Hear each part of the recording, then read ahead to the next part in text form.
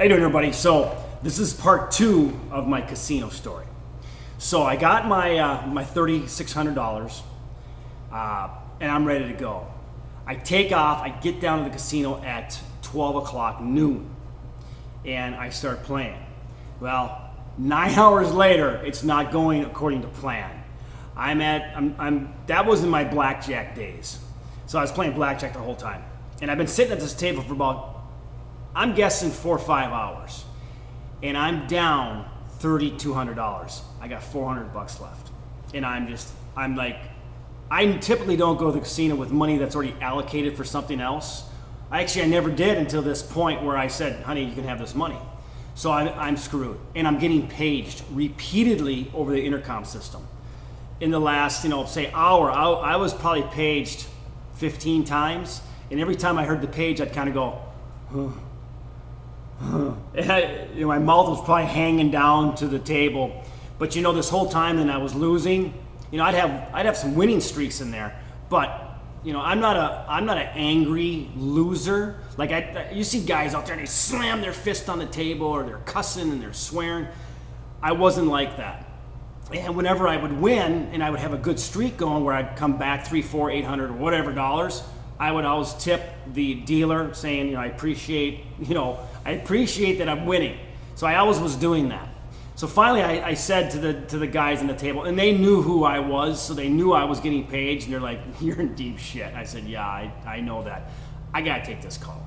So finally I went to the phone system they had there and the telephone. I picked up the page that I got, and the wife says, where are you?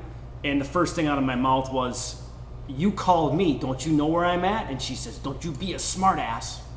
And I said, well, I'm not trying to be a smart ass, I'm just stating facts. She asked me, where'd you get the money? And I told her I got the money from the employee for the boat.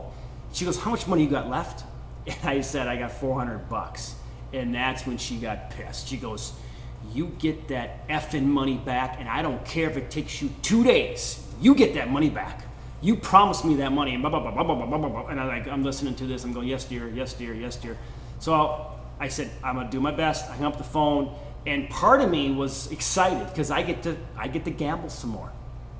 The other part of me was like, how the hell am I going to do this? So I get back to the table. I tell the player, the people that I'm playing with, and the dealer what the situation was, and they're like, you're screwed, buddy. I said, yeah, I know. I think this might be my last time gambling for a while, for a long time. Because I typically, like I said, I do not go with money that I can't afford to lose, and this was something that was promised. So, funny thing happened right after that, after I got back, is how dealers switch off, and I was sitting at this table for a long time, so I seen many different dealers switch back and forth. And like I said, I'm a pretty happy gambler. Even when I'm losing, I tip. I'm pretty jovial. And when the two dealers switched, the one dealer whispered to the other dealer, and this has only happened one time in my life. He said, and what I saw in his mouth was, help this guy out. And the dealer goes, yeah, I know, I'm trying. And I was like going, help this guy, how are they gonna help me? So what happened in the next 2-3 hours was every time I would put a big bet out there. I was at a $25 table. So when I started off, I got back about $1,000. But then, you start getting a little bit gutsier and you start putting $25 or $50 out there, or $75 out there, $100 out there. For me, that's pretty gutsy.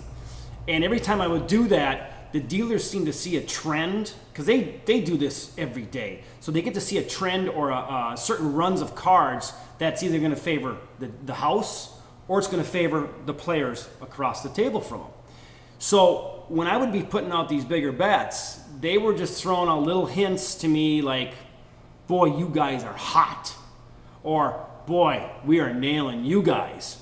Or they would pause long enough that I could pull back my bet, or I could actually increase my bet. I mean, I will see actual 2, 3, 4 second pauses where they're going to start, dealing, but they would pause, and I would try to read what they were saying without them actually saying, raise your bet, buddy, or pull back your bet, you're going to lose this one.